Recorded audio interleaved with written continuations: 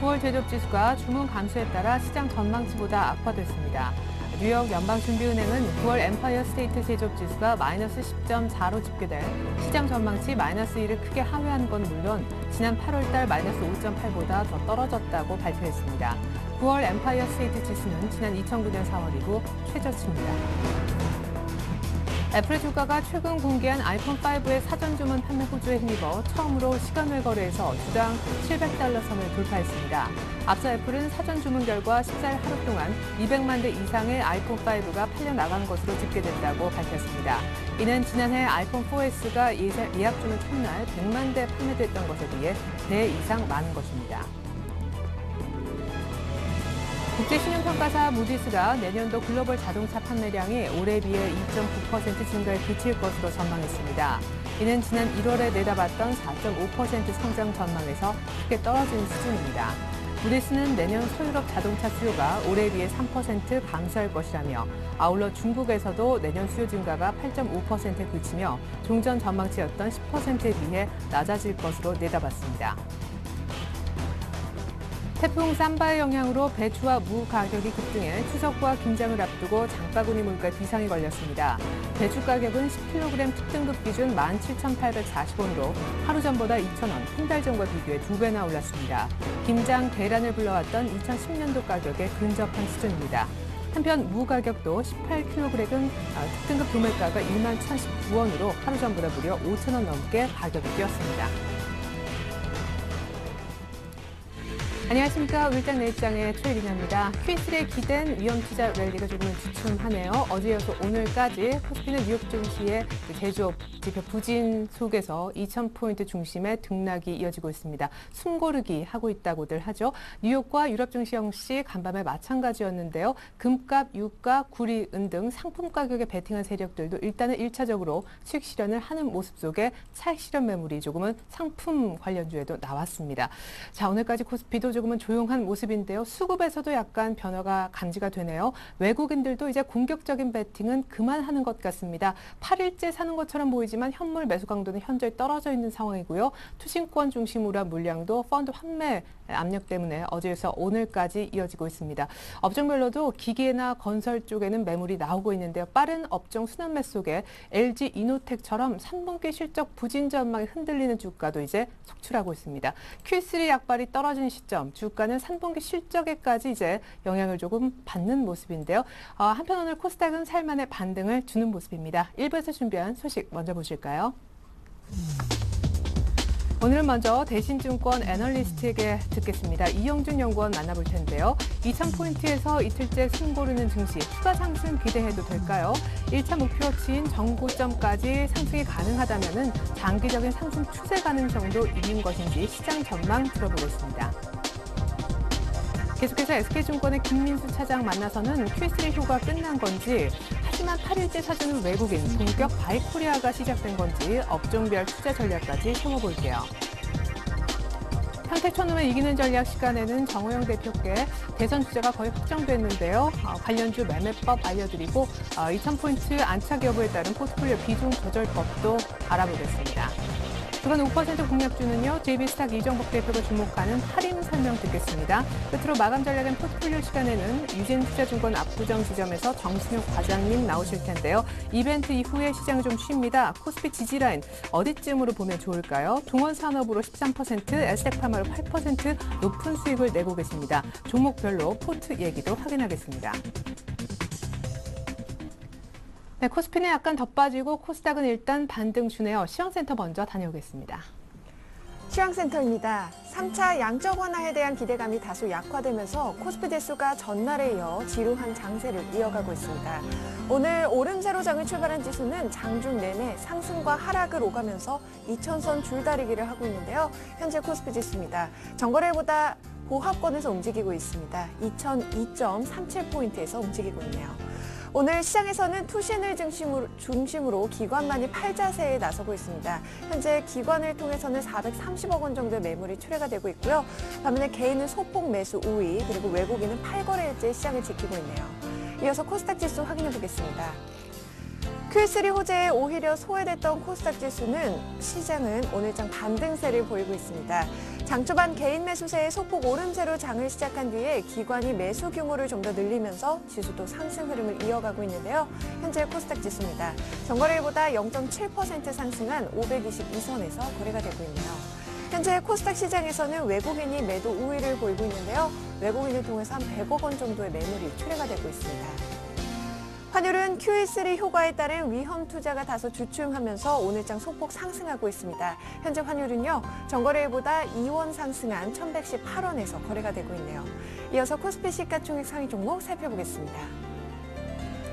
삼성전자가 재차 꼬리를 아래쪽으로 내리고 있습니다. 현재 0.15% 소폭 하락하면서 131만 3천 원에 거래가 되고 있고요. 현재 현대차와 기아차는 하락세를 보이고 있습니다. 기아차가 1.31%, 현대차도 0.2% 하락하면서 24만 7,500원에 거래가 되고 있습니다. 반면에 현대모비스는 강보합권에서 움직이고 있고요. LG화학 현재 1.2% 상승하면서 33만 6천 원에 거래가 되고 있습니다. 현대중공업은 0.76% 강보합권에서 26만 5,500원에 거래가 되고 있고요. 삼성생명과 신한지주도 강보합권입니다. 반면에 한국전력은 보합권에서 그리고 SK이노베이션은 소폭 상승하면서 17만 6,500원에 거래가 되고 있습니다.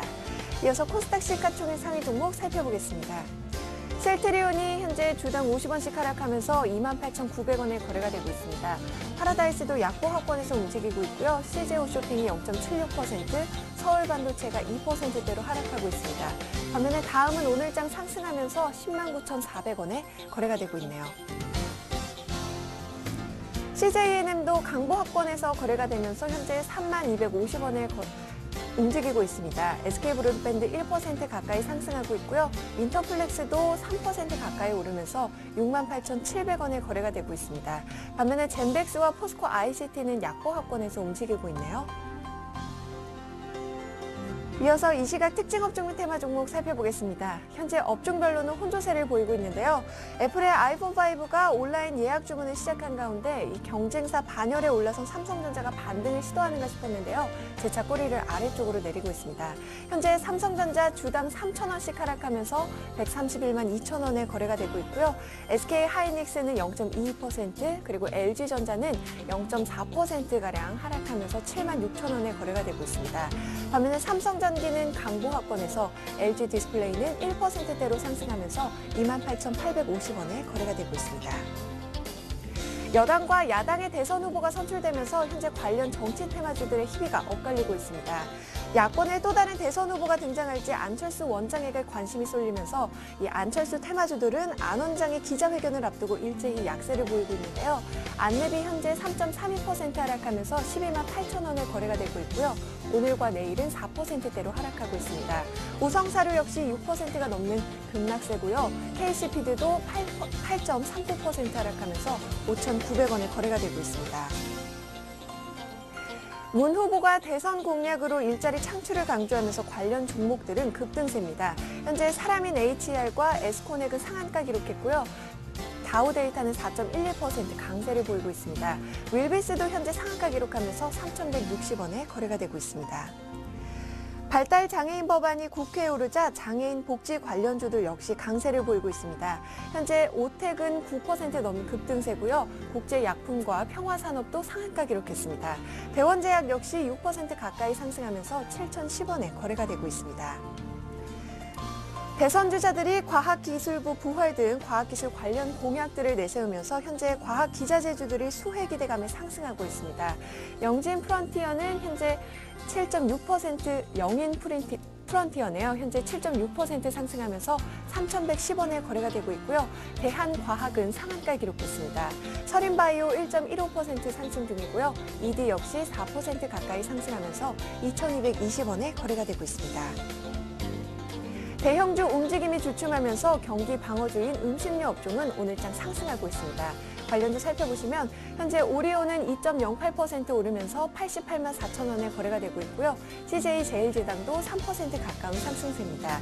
농심이 1.62%, 빙그레도 2.64% 상승하면서 97,200원에 거래가 되고 있습니다. 최근 급등 장세에서 소외를 받았던 게임주들이 오늘장은 반등을 시도하고 있는데요. 현재 NC소프트는 2.4% 상승하면서 25만 6천 원에 거래가 되고 있고요. 네오이즈 게임즈는 4.37% 강세를 보이고 있습니다. 컴투스가 3.46%, 게임빌은 5% 넘게 강세를 보이면서 99,400원에 거래가 되고 있네요. 한국가스공사가 신용등급 상향 조정 소식의 상승세를 이어가면서 52주 최고가를 기록했습니다. 현재 한국가스공사 주가 살펴보시면 오늘장 4.89% 오르면서 68,700원에 거래가 되고 있습니다. 지금까지 시황센터에서 김혜선이었습니다. 네, 아시아 증시 분위기 잠깐 보면요. 시티그룹 어제 경기 둔화 보고서에 휘청거리면서 2% 넘게 빠졌던 중국 상해종합지수가 오늘도 역시 반등하지 못하고 추가로 더 밀리는 모습입니다. 여의도의 시각 알아보죠. 대신증권 이영준 연구원부터 만나보겠습니다. 안녕하세요. 네, 안녕하세요. 네, 금요일 Q3 이후에 급등. 이제 오늘 그리고 어제 계속해서 숨을 고르는데 외국인은 계속 삽니다만 앞으로 증시 추가 상승 어디까지 보고 계십니까? 예, 코스피가 2000선을 전후해서 이틀째 횡보하는 모습을 보여주고 있습니다. 지난 금요일 3%에 가까운 상승에 따른 부담감과 FOMC에서 발표한 3차 양적 완화의 효과에 대한 탐색 과정이 지수 횡보를 만들어내고 있다고 생각이 됩니다. 다만 긍정적인 부분은 지난 6일 ECB의 무제한 국채 매입과 FOMC의 MBS 매입 발표 이후부터 외국인 투자자들이 다시 순매수에 가담하기 시작했다는 점입니다. 정확한 데이터가 나와야 봐야 알 수 있지만 유럽계가 의존하던 외국인 투자가 다른 국적의 외국인 순매수로 확대되었을 가능성이 크다고 생각됩니다. 과거 미국의 1, 2차 양적 완화 기간에도 미국계 자금의 국내 증시 유입이 뚜렷하게 나타났기 때문입니다. 외국인 순매수와 함께 미국의 유럽의 정책 제시로 안전자산에 대한 선호가 약화되고 달러 약세에 따른 원자재 가격 상승 등이 단기에 랠리를 만들어낼 것으로 예상을 하고 있습니다. 9월 혹은 10월 초중반에 형성될 코스피의 고점이 2050포인트 정도는 가능할 것으로 예상되며 그 이상의 오버슈팅도 염두에 둘 필요가 있다고 생각됩니다. 예, 미국계 자금까지 들어오면은 2050포인트까지는 가능하겠다. 그럼 추세적 상승에 대해서는 어디까지 일단 가능하다고 보십니까? 추세적으로? 예, 단기적인 모멘텀은 있겠지만 이번 조치들이 추세의 상승을 이끌기에는 다소 부족한 면이 있다고 생각이 됩니다. 과거 정책 랠리가 있었던 국면과 비교해 수요가 다소 약하기 때문입니다. 특히 1차 양적 완화 때는 소비 부양을 위해 재정 정책이 뒷받침되었지만 현재는 미국과 유럽에서 모두 재정 긴축이 이루어지고 있고 특히 미국의 재정 절벽 문제도 해결된 상황이 아직 아니라서 시간이 갈수록 악재로서의 영향력이 커질 것으로 판단됩니다. 소비 부양을 위한 재정 정책이 동반되지 않은 통화 정책은 장기간의 상승 추세로 이어지기 힘들다고 판단을 하고 있습니다.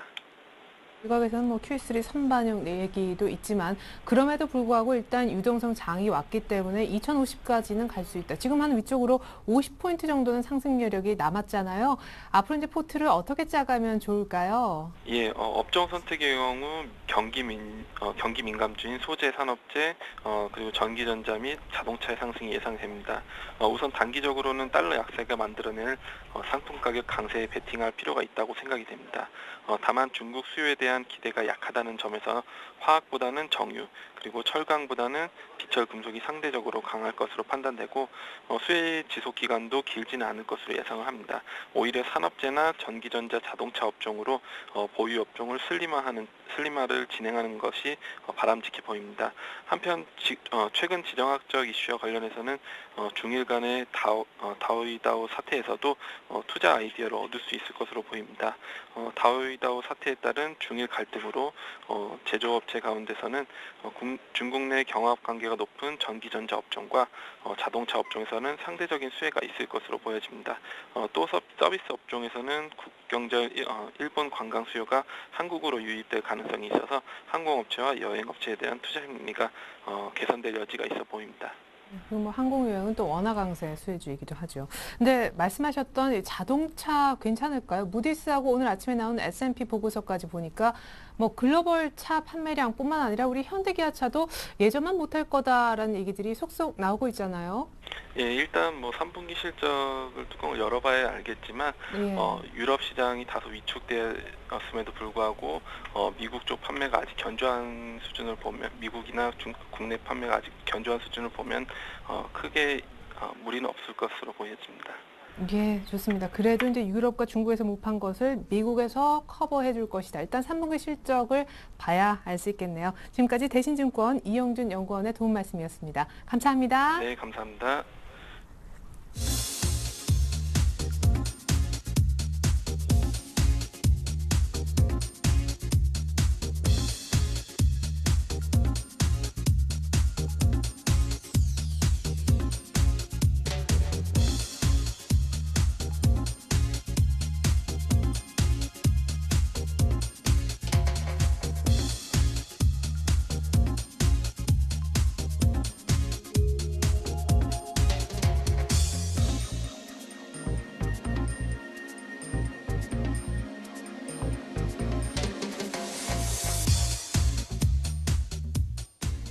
네, 오늘 이 가운데 글로벌 유동성 확대 부작용도 염두에 둘 필요가 있다. SK증권 김민수 차장님 만나보겠습니다.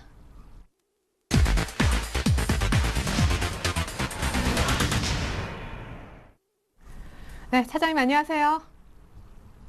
네, 차장님 안녕하세요. 예, 안녕하십니까? 네네. Q3 약발이 좀 떨어지면서 지수는 2,000포인트 정체 국면인데 처음에는 다들 그냥 와 좋다 환호만 하더니만 이제는 Q3가 효과가 있을까? 1, 2 대비했을 때 어떨까? 이렇게 의문을 던지는 시선들이 늘어나는 것 같아요. 네, 그렇습니다. 일단 요즘 뭐 시장 지난주 금요일까지는 기분 좋게 해서 이제 주말을 맞이했다가 일단 이번 주 이틀이 지났는데 시장에 별 변화가 별로 없습니다. 일단 차익 매물을 받고 어떤 그런 모습들을 좀 소화하는 그런 관점 쪽에서 2차선 중심으로 어떤 뚜렷한 흐름들이 안 나오니까 조금 이제 답답해지는 측면들이 좀 있지 않을까 생각되고 있는데요. 일단 이런 흐름들 쪽에서 조금 지금 상황 쪽에서 좀 생각을 해봐야 될 문제가 아무래도 이 3차 양적 완화에 대한 어떤 효과라든가 추가적인 어떤 앞으로의 변화들 이런 쪽으로 좀 긍정적 그런 부분들을 조금 더 생각해봐야 되지 않을까 생각됩니다. 일단 무엇보다 3차 양적 완화에 대해서 긍정적인 모습들은 뭐 다 아실 겁니다. 어떤 글로벌 유동성을 확대시키면서 이제 다음 경기 부양에 대한 어떤 그런 각국 정부들의 시각이 좀 크다라는 거에 대해서는 이견이 없다고 생각되고 있는데 그에 따른 부작용이 지난 1차에는 그래도 그렇게 크게 나타나지 않는데 2차 양적 완화 같은 데는 오히려 시장에서 좀 부작용이 좀 많이 나오는 모습들이다 보니까 아무래도 좀 염두해야 될 필요가 있다고 생각되고 있는데요. 일단 무엇보다 3차 양적 완화는 결론적으로 본다면 아무래도 미국 중심의 어떤 미국이 살고 보자라고 하는 어떤 그런 쪽의 측면들이 좀 강한 어떤 정책이 아닐까라고 생각되고 있고요. 그런 가운데 그 3차 양적 완화를 통해서 무제한 또 달러를 공급하게 되면은 상대적으로 달러와는 약세 그리고 기타 다른 통화들은 강세 흐름들을 보는 흐름들이 나오는데요. 그렇다고 한다면 달러와 약세를 통해서 자국이 갖고 있는 부채를 축소시키는 상대적으로 축소시키는 역할들과 함께 여러 가지 긍정적인 부양 요건이 있다고 하더라도 타국에는 그렇게 썩 긍정적인 모습들이 아닐 가능성이 높습니다. 특히 국내 같은 경우도 지금 환율이 강세 흐름들 계속 이어지고 있는데 워낙 강세 흐름들이 이어지게 되면 물론 여러 가지 긍정적인 측면도 있겠지만은 무엇보다 어떤 수출 주도 국가라는 입장 쪽에서 봤을 때 수출 채산성에 악화가 좀 들어오는 모습들 같은 경우도 염두를 좀 해야 될 것 같고요.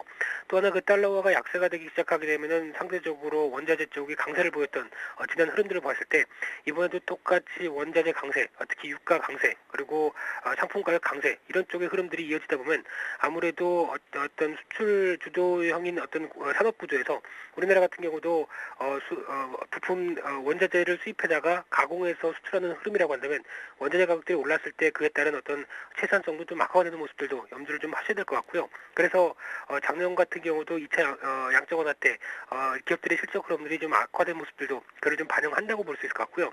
마지막으로 이런 상품 가격들이 급등하게 되면 상대적으로 소비자 물가 지수도 상대적으로 좀 올라온다는 점, 그래서 인플레이션을 야기한다는 점, 이런 점들도 전반적으로 봤을 때는 일단 무조건 긍정적인 모습들만 해석하기는 조금 좀 어렵지 않을까라는 생각도 좀 염두에 두실 필요는 있다고 생각됩니다. 특히 어떤 지금 흐름으로 보게 되면 어떤 환율 전쟁에 대한 쪽으로 확대가 되고 있는 모습들인데요. 특히 일본 같은 경우도 지금 나타났던 N구 현상 때문에 거의 압박을 받고 있다가 내일 어떤 통화정책 회의에서 이제 어떤 추가적으로 일본 나름대로도 양적 완화를 좀 준비한다 이런 소식도 있는데요. 그렇다고 한다면 또 N구가 지금까지 가파르게 올라갔던 N구에 대해서 엔화 약세가 이어진다고 한다면 상대적으로 또 일본과 경쟁하고 있는 IT라든가 자동차는 또 한번 어떤 경쟁 국면 쪽에서 조금 압박을 가할 수 있는 흐름들이 있다 보니까 그런 점들도 조금 어떤 환율과 관련된 민감한 어떤 글로벌 쪽으로 민감한 모습들이 좀 이어진다 이런 점들도 좀 생각을 하셔야 될 것 같습니다. 일단 추가적으로 이제 수급적인 모습들도 보게 되면은 일단 원화가 강세가 되는 모습들에 베팅을 하면서 외국인들 쪽으로는 어떤 주식 매수세가 강하게 베팅이 좀 들어오는 단계입니다. 오늘 같은 경우는 일단 조금 정체가 됐지만은 어제 같은 경우도 좀 강한 매수세가 좀 들어오면서 시장을 좀 견인하고 있는 모습들인데 그런 모습들에 반해서 기관의 펀드 환매 압력, 특히 2000선부터 약 한 2050선 사이까지는 또 한번 거래량 어떤 매물대가 많은 모습들이기 때문에 지금까지 내수가 부진하면서 개인들 중심으로 펀드를 언제 환매를 할까 하고 고민했던 분들 같은 경우는 일단 2000선이 넘었기 때문에 일단 환매하고 보자라고 하는 심리적인 모습들이 강하다 보니까 아무래도 이를 겨냥한 기관의 펀드 환매 압박의 매물들이 좀 크다고 볼 수 있을 것 같고요. 따라서 이 외국인 중심의 이런 어떤 매수세가 이를 좀 소화를 해줄 수 있는지가 가장 중요한 모습들이라고 생각되고 있고요.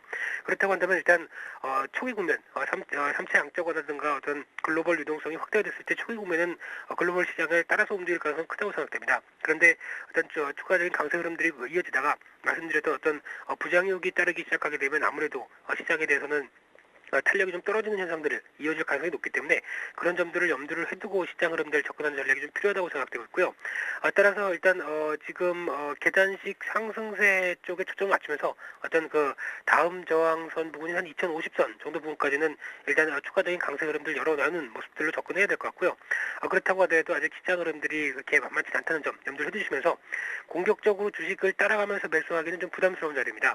그래서 일단 눌림목 매수 관점 쪽으로 어떤 주식 비중을 한 70% 정도 쪽으로 접근하시면서 접근 전략을 좀 초점을 맞춰드리고 싶습니다. 예. 사실 글로벌 유동성 확대에 따른 부작용으로 원화 강세 얘기도 하셨는데 외국인 입장에서는요, 이 원화 강세, 그러니까 투자만 했다 하면 환차익을 기본적으로 얻어갈 수 있는 그런 국면이라 일단은 풀린 돈이 더 들어올 수 있는 외국인 입장에서 바이 코리아를 본격 시작한 건 맞습니까? 예, 그렇게 볼 수 있습니다. 앞서 말씀드렸듯이 환율과 관련된 모습들, 그리고 특히 지금 최근에 국내 시장이 어떤 신용등급이 상승되는 모습들이기 때문에 그런 신용등급 상승과 함께 어떤 한층 좀 높아진 위상 때문에 아무래도 원화 강세가 조금 더 가속화될 수 있는 환경들이 좀 이어지다 보니까 아무래도 외국인들이 주식을 매수를 하면서 주식 매수를 할 수 있는 좋은 여건들로 좀 만들어진다고 볼 수 있을 것 같습니다. 그래서 그런 여러 가지 모습의 베팅이 들어오는 점은 긍정적이라고 볼 수 있을 것 같은데요. 근데 이런 차원들이 이제 보통 저희가 얘기하는 외국계 자금들이 어떤 중장기적으로 들어오는 자금들이냐 아니면 단기적인 환차익만 보고 오는 자금들이냐 라는 점들을 좀 구분해야 될 걸로 보여지고 있는데 일단 단기적 관점에 대한 변화라고 한다면은 아무래도 원화 차익까지 어떤 노리고 난다면은 오히려 바로 또 물량이 환수가 될 수 있기 때문에 그런 점들도 조금 더 체크를 해보는 게 중요하다고 생각됩니다. 네, 사실 이제 분위기가 이렇게 만들어지다 보니까 원달러 환율 연말에 1,100원대도 깰 수 있다 아래쪽으로 이런 전망까지 나오고 있죠. 그러면 경기 민감주, 이제 유럽과 미국에서 돈이 풀렸으니까 경기가 좋아질 거다. 경기 민감주 보자 해서 IT 차 같은 수출 기업 관련된 종목들은 조금 조심할 필요가 있습니까? 포트 전략 세워주십시오. 업종별 비중을 어느 정도 생각하세요? 네, 지금 현재 제시해드린 비중은 약 한 60% 정도 말씀을 드리고 있고요. 일단 말씀드렸던 경기 민감 쪽은 일단 좀 지켜보자는 입장으로 좀 말씀드리고 싶습니다. 그래서 일단 싸게 산 어떤 종목들이나 어떤 흐름들은 일단 보유를 하는 쪽으로 말씀을 드리고 싶고요. 앞서 말씀드렸듯이 추가적으로 반등 가능성을 계속 열어두는 상황이기 때문에 조금 더 보유하는 관점들. 그래서 지금 이제 IT 10% 그리고 음식료 10% 그리고 정유 15% 화학 15% 그리고 조선 10% 정도 이렇게 좀 다변화를 좀 시켜놓은 상황인데요. 특히 정유나 화학 같은 경우는 일단 말씀드렸던 유가 부분입니다. 유가도 상품 가격의 강세와 함께 강한 모습을 보인다고 한다면 그에 기초해서 어떤 정제 마진이라든가 그런 쪽의 모습들을 보이기 시작하게 되면 아무래도 정유화학 쪽에서는 상대적으로 마진이 좀 더 커질 가능성이 높기 때문에 그런 어떤 상품 가격 강세에 대해서 베팅을 하는 쪽으로 이제 조금 더 비중을 좀 늘렸고요. 나머지 조선 같은 경우도 한 10% 정도로 좀 비중을 맞춰놓고는 있는데 일단 지금 낙폭 과대 쪽에 초점을 맞추면서 접근하는 전략 쪽으로 그렇게 말씀드려보고 싶고요.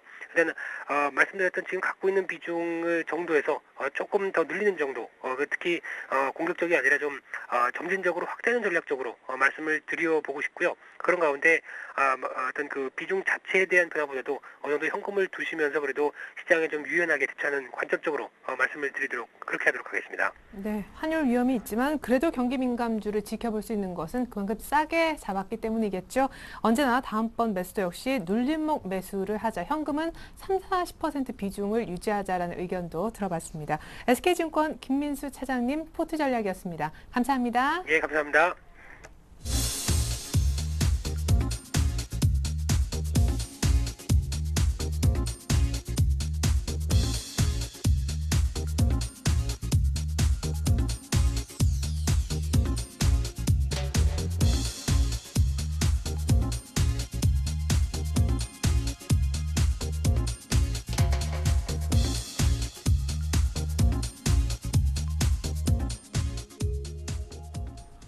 네, 계속해서 평택촌놈의 이기는 전략 코너 이어가겠습니다. 평택촌놈 정호영 대표님 잠시 후에 만나보겠습니다.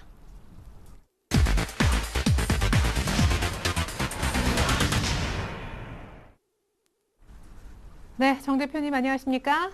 네, 안녕하세요. 네, Q3 재료 선반영, 미국 증시도 역사적 고점 넘기는 조금 버거워 보인다라고 하셨었는데 만약에 코스피가 여기에서 2,000포인트 안착 못 시키면 어떻게 되는 겁니까? 전략 부탁드리죠. 네, 만약에 2000선이 안착이 안 되면 최소한 1950선까지는 조정을 받을 것 같습니다. 그래서 일단 여러분들이 이렇게 보시기 바랍니다.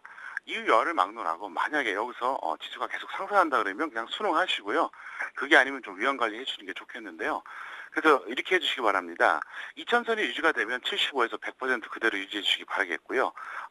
2000선이 무너지면 50에서 75% 그리고 1990이 무너지면 25에서 50까지 줄여주시기 바랍니다. 그래서 왜 이렇게 좀 좁게 말씀드렸냐면 현재가 변곡점입니다. 여기서 이제 어떻게 되든 간에 연결이 될 경우에는 계속해서 이제 올라갈 수가 있는데 그게 아니라 만약에 여기서 밀리게 되면 아주 피곤해진다. 그래서 그걸 좀 유념해 주시기 바라겠고요. 그 다음에 포트폴리오 운용 전략에 대해서 말씀드리겠는데요.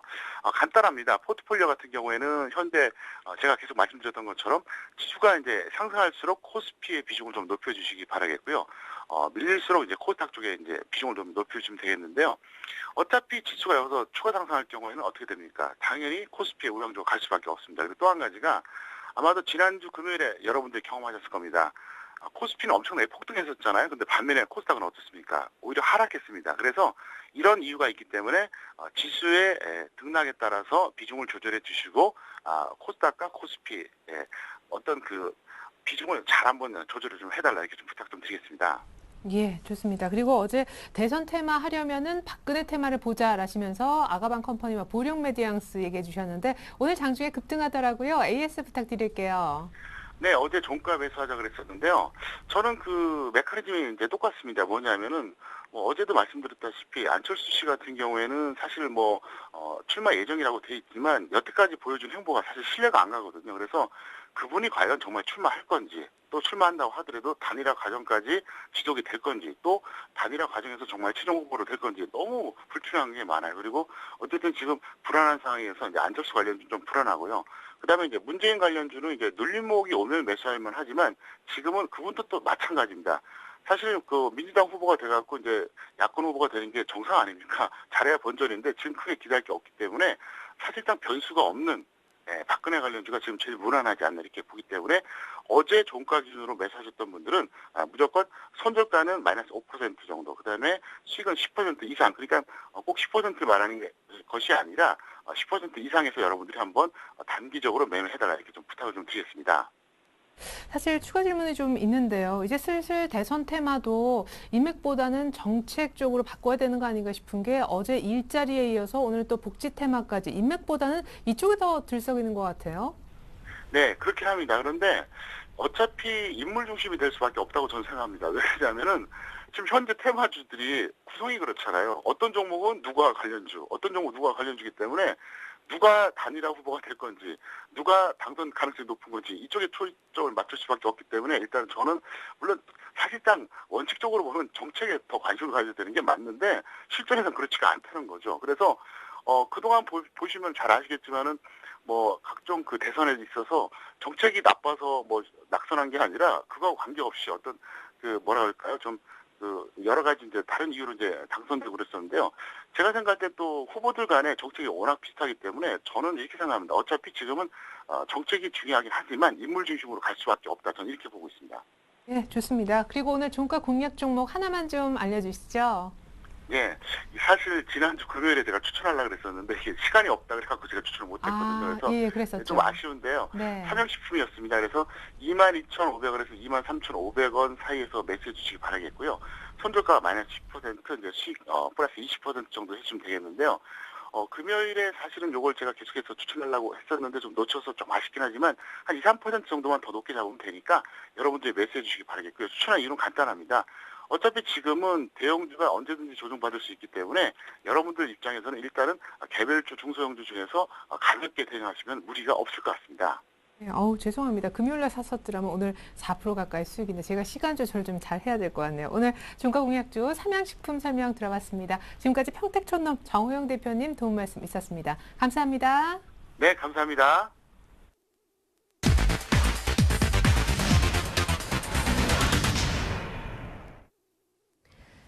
일주일 동안 5% 수익이 기대되는 종목을 추천받는 순서입니다. 먼저 추천 종목들의 수익률 현황부터 확인하고 출발하겠습니다.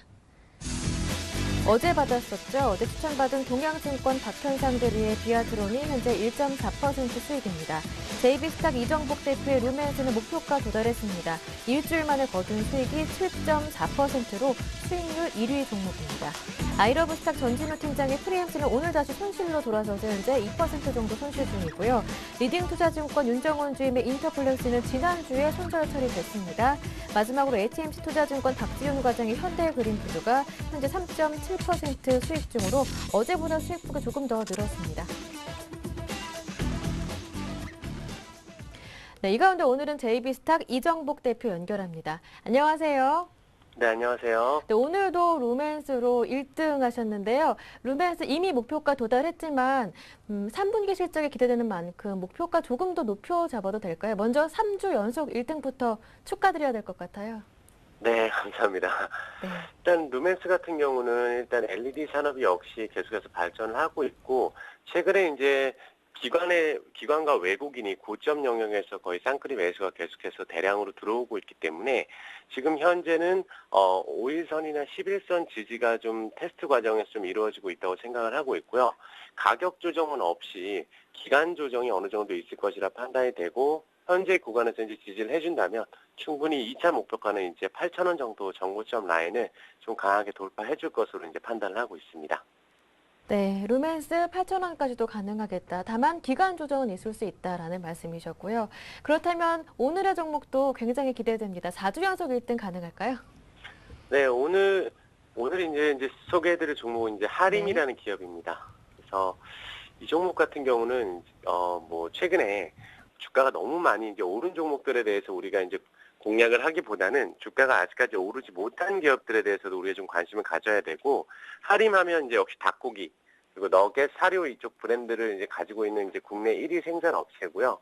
이제 곡물 가격 변동폭 감소가 되면서 미국의 3차 양적 완화로 인해서 환율 하락에 따른 이런 마진이 좀 계속해서 기대가 되고 개선이 될 거라 기대를 하고 있고 중국 시장에 대한 진출로 인해서 매출이 계속해서 확대될 전망입니다. 그래서 무엇보다 이제 동종목에 대해서 외인이 연일해서 계속 매수를 해주고 있고 이 종목 기관들이 최근에 좀 매도를 하고 있는데 기관들이 이제 그동안 너무 많이 팔아서 이제 더 이상 최근에 또 많이 매수를 해주다가 지금 조금 매도를 해주고 있지만 의미는 없다고 판단을 하고 있고요. 이제 기술적으로 보시면 이제 박스권 하단 부분이 이제 3,300원 라인이 확실한 바닥이라고 이제 이중 바닥이라고 생각이 되고 있고 현재 21선이 이제 올라탄 모습입니다. 그래서 현재 구간에서 조금 홀딩을 해준다면 충분히 단기간에 한 3,700원 선 라인까지는 도달이 가능하다. 그리고 2차 목표가로는 한 4,000원 선 정도가 적당할 것이라 판단을 하고 있습니다. 네, 요즘 참 작두 타고 계신 JB스탁 이정복 대표님의 오늘 종목은 할인이었습니다. 기대 많이 해보겠습니다. 도움 말씀 잘 들었습니다. 네, 감사합니다. 네, 지금까지 주간 5% 공략주 김보람이었습니다.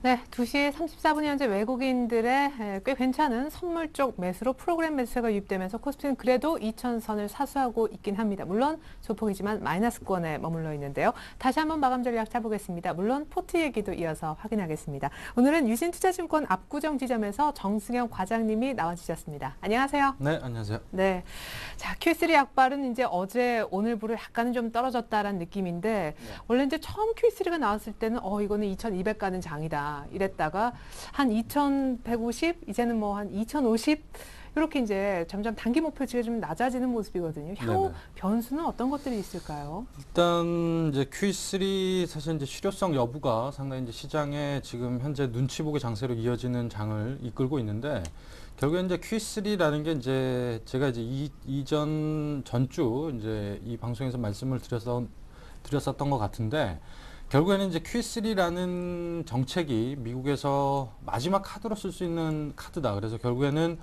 가장 시한을 연기해서 써야지만 그 약발이 제대로 먹힐 것이다. 이렇게 말씀을 드렸는데 금요일 놀라셨죠? 그렇죠. 그런 부분들이 너무 이제 빨리 시행이 돼서 예. 결국에는 이제 시장에 어떤 기대치가 미리 선반영돼 있던 부분도 있고요. 그리고 너무 이제 빨리 그 정치적 카드, 정치적 이슈들 이런 문제들 때문에 연말에 원래는 시행이 될 것이라고 모든 이제 투자자들, 전문가들이 예언을 했습니다만 그게 이제 너무 빨리 시행이 되면서 과연 이 실효성 여부가 어떻게 이제 진행될 것이냐, 그리고 과연 그 이제 시장에 풀리는 돈들이 얼만큼 그 증시에 긍정적인 모멘텀을 작용시킬 것이냐, 이런 부분들이 사실 이제 미지수로 남아 있죠. 그래서 이제 전일 뉴욕 시장에서 결국에는 그 이제 원유 가격이 급락세를 보이는 그런 패턴을 보여줬는데 결국에는 시장에 돈이 풀린다고 하면 결국에는 달러 가치가 하락을 하고 실물 자산이 상승을 해야 됩니다. 그런데 원유 가격이 이상 흐름을 보여준다는 거는 결국에는 시장에 돈이 풀리더라도 실물 자산으로 어떤 선호 현상 이런 부분들이 옮겨지지 않고 유동성 장세의 전형적인 모습을 보여주지 않게 되면 결국에는 시장의 투자자들은 이거는 좀 아닌데라는 이제 판단을 하기 시작하면서 주식 갖고 있던 주식을 이제 팔기 시작하는 때가 오기 시작할지도 모릅니다. 그렇기 때문에 지금 현재는 사실 그 Q3의 진행 여부가 어떻게 이제 시장의 긍정적인 모멘텀을 작용시킬지는 아마 이번 달 말이나 다음 달 초까지는 예의주시하면서 시장을 관망하는 것이 조금 좋겠다, 이렇게 말씀을 드릴 수 있을 것 같습니다. 예.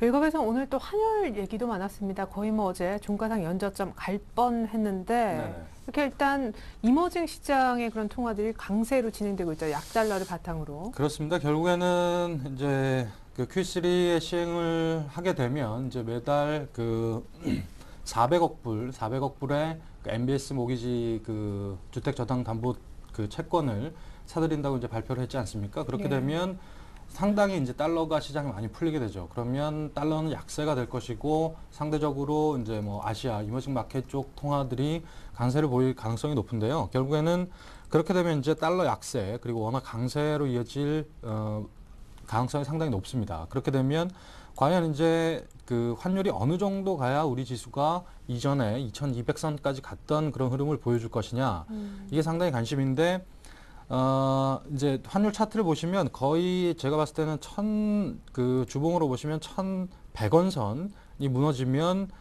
2200선까지 충분히 갈 수 있다, 이렇게 보여집니다. 결국에는 환율의 저항, 환율의 지지, 이런 1100선이 무너지느냐 무너지지 않느냐, 이런 부분들이 상당히 그 지수의 레벨업, 이런 부분들을 상당히 키를 쥐고 있다, 이렇게 보여집니다. 결국에는 외국인은 주식을 그 이제 환 차익으로 인해서도 충분히 수익을 볼 수 있기 때문에 환율이 이제 하락함과 동시에 주식시장이 더 올라가고 주식시장이 더 올라가지 않더라도 환차익으로 충분히 수익을 낼 수 있는 이런 구도는 상당히 외국인이 좋아하는 시장의 분위기죠. 그런 걸 한다면 결국에는 환율의 어떤 1100선 지지 여부가 증시의 2200선, 우리 전 저점, 전 고점 2200선을 돌파하는 그런 잣대가 될 것이다. 이렇게 말씀드릴 수 있을 것 같습니다. 네, 결국 Q3 실효성 여부와 환율의 1,100원대 이탈이 이제 두 가지 변수다라고 하셨는데 이제 조금 어려울 수도 있어요. 사실 실효성 여부를 우리 투자자분들이 이렇게 눈으로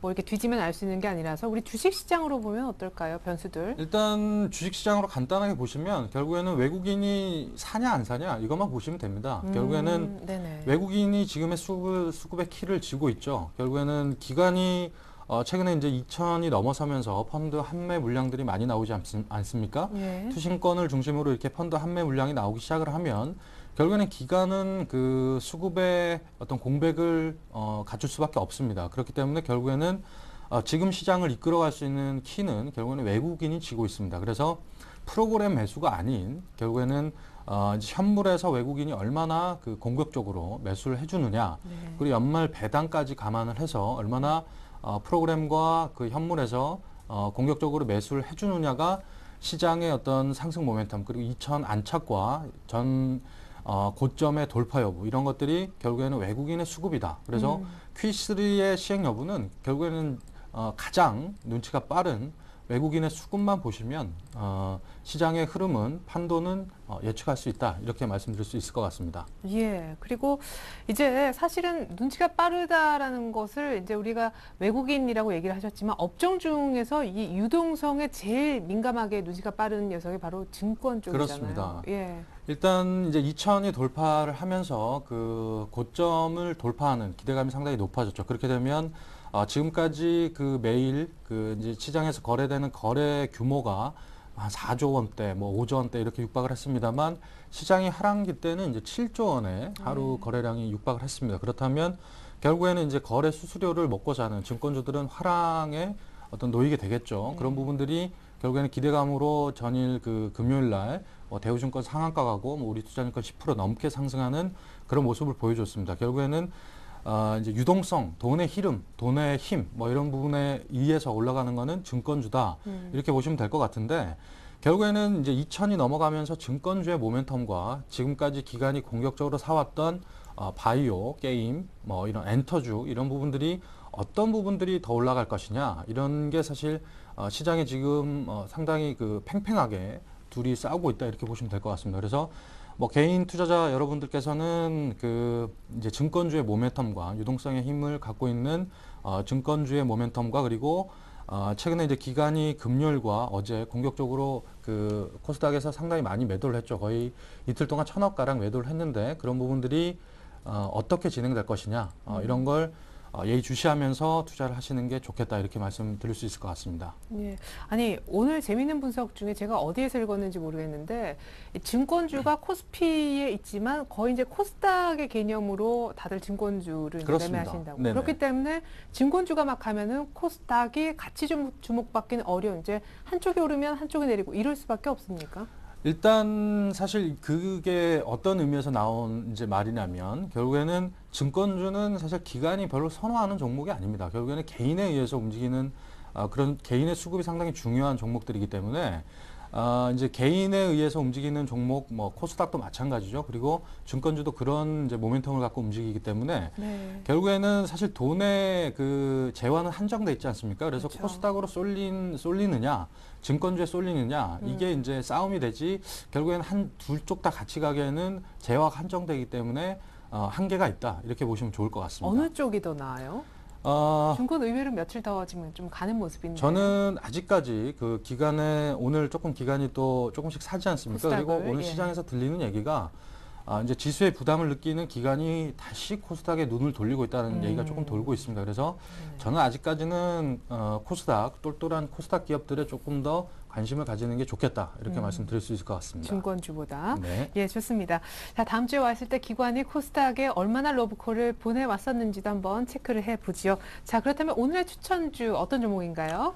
네, 제가 오늘 가지고 온 종목은 SK, 지주회사 SK라는 종목입니다. 다들 아시겠죠? 네. SK는 사실 최근에 그 지난주 이제 목요일인가요, 금요일인가요? 급락을 보였습니다. 이제 급락을 보였던 이유가 이제 이 회사의 자회사가 SK ENS라는 회사가 있습니다. 이 회사는 이제 LNG 가스를 사가지고 한전에 이제 전기를 납품하는 그런 회사인데, 이제 이 회사가 이제 비상장 회사죠. 이 회사가 영업이익률이 50%가 넘게 나는 회사입니다. 그런데 이제 정부에서 영업이익률을 60%로 제한하겠다 이런 얘기를 이제 발표를 했습니다. 하지만 이런 부분이 주가를 떨어뜨릴 만한, SK를 떨어뜨릴 만한 이유가 안 되는 게, SK ENS는 공급 계약을 한전과 2030년까지 해놨습니다. 그래서 이거를 파기할 수는 없고요.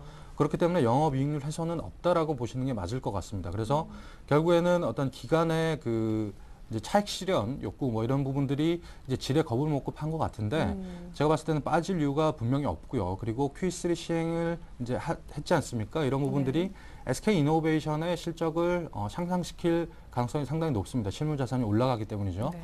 이런 부분들이 결국에는 SK 지분법 이익에 의해서 SK의 그 상승 모멘텀을 충분히 작용시킬 수 있기 때문에 지금 어느 정도 조정을 받는 자리에서는 충분히 매수 구간이다 이렇게 말씀드릴 수 있을 것 같습니다. 네. 그래서 오늘 뭐 조금 한 2% 정도 상승을 하고 있습니다만, 뭐 조금 조정이 나와서 15만 8천 원대 근처 오시면 매수를 하시는 게 좋을 것 같고, 목표가는 이제 전 고점을 넘어서 한 18만 원 정도까지 충분히 레벨업 할 수 있다 이런 의견을 드릴 수 있을 것 같고요. 손절가는 14만 3천 원으로 제시해 드리도록 하겠습니다. 네, 오늘 추천주 SK였습니다. 자, 계속해서 기존 포트폴리오 AS 받아보겠습니다. 먼저 기존 포트부터 보지요. 자, 우리 정승현 과장님의 기존 포트 나오고 있는데, 동원산업, 호텔신라, 삼성SJ, 에스텍파마 각 20%씩 4종목이 있었군요. 수익률 보겠습니다. 자, 삼성 SDI는 뭐 마의 15만 원 벽 역시 실감했습니다. 이 정도에서 팔겠다라는 의견이고, 에스텍 파마가 아주 좋아요. 편입 시점이 9월 11일, 바로 지난주인데 수익이 8% 이상 났습니다. 동원산업은 이미 목표가인 25만 원을 오늘 뛰어넘었는데 목표가도 올리고 손절가까지 올리면서 요거는 보유. 동원산업은 그대로 홀딩이지만 SDI는 빼시겠다고요? 네네. 일단 동원산업은 흐름이 좋습니다. 고점을 계속 경신하는 종목이기 때문에 최근에 고점을 경신하는 종목은 팔 이유가 하나도 없습니다. 계속 그 기관과 외국인이 매수가 살아있는 종목이기 때문에 현주장은 앞으로 더 갈 수 있는 장이기 때문에 흐름이 좋은 이런 차트는 팔 필요가 없다. 그래서 이거 너무 잘 산 동원산업은 것 같아요. 그렇습니다. 예. 네, 감사합니다. 7만 5천 원까지 목표가 상향하고요. 그리고 네. 손절가는 매수가로 정정하도록 하겠습니다. 네, 그에 반면에 이제 삼성 네. SDI는 삼성 SDI는 일단 시세가 조금 그 시장의 흐름에 비해서는 조금 지지부진하죠. 그래서 오늘 갖고 있는 SK보다 훨씬 저는 흐름이 조금 못할 것이다 이렇게 예상이 되기 때문에 지금 이제 이익 구간이기 때문에 차익 실현을 이 정도에서 하시고 다른 종목으로 교체 매매하시는 게 수익률에 훨씬 도움이 될 것 같다라는 판단에 정리를 하시는 걸로 하고요. 에스텍파마 좀 봐주세요. 네, 에스텍파마 마지막으로 시간이 없는 가게로 마지막으로 에스텍파마 보시죠. 야, 요거 이제 안 잡히는 바람에 수익이 좀 줄었는데. 네, 하여튼 에스텍파마는 고점을 경신했다가 조금 밀렸다가요. 그리고 눌림목을 주고 다시 반등을 하는데 네. 고점을 경신하는 종목은 최근에 아까도 말씀드렸듯이 결국에는 기관이 공격적으로 사는 종목입니다. 그래서 앞으로 그 이제 증권주보다는 서두에 말씀드렸듯이 똘똘한 기관 종목, 기관이 매수하는 종목에 조금 옮겨 계시는 게 좋겠다라는 판단에 이제 고점을 경신할 때까지 에스텍파마는 들고 가시는 전략으로 정리하도록 하겠습니다. 네, 좋습니다. 이렇게 되면 종목 교체도 좀 있을 것 같습니다. 삼성 SDI 2%가량 수익 보고 팔겠다라고 하셨는데 오늘 어떤 교체 종목으로 포트가 바뀌었을까? 완성본 보여드립니다. 자, 이렇게 해서 종목 숫자는 같습니다. 4가지. 그런데 녹색 부분 보이시죠? SK가 삼성 SDI 대신 교체 매매 되었습니다. 삼성 SDI는 이익 보고 팔았어요. 자, 이렇게 해서 동원산업은 현재 한 2달 정도 들고 있었는데요. 14% 가까운 수익. 하지만 목표가 올리고 익절하겠다는 얘기하셨습니다. 에스텍파마도 홀딩이고요. SK 오늘 신규 추천 나왔습니다. 목표가는 18만 원이었습니다. 네, 지금까지 유진투자증권 정승현 과장의 도움 말씀 있었습니다. 포트 얘기까지 감사합니다. 네, 감사합니다. 네, 전 잠시 후 종가 들고 오늘장 내일장 2부로 다시 오겠습니다. 고맙습니다.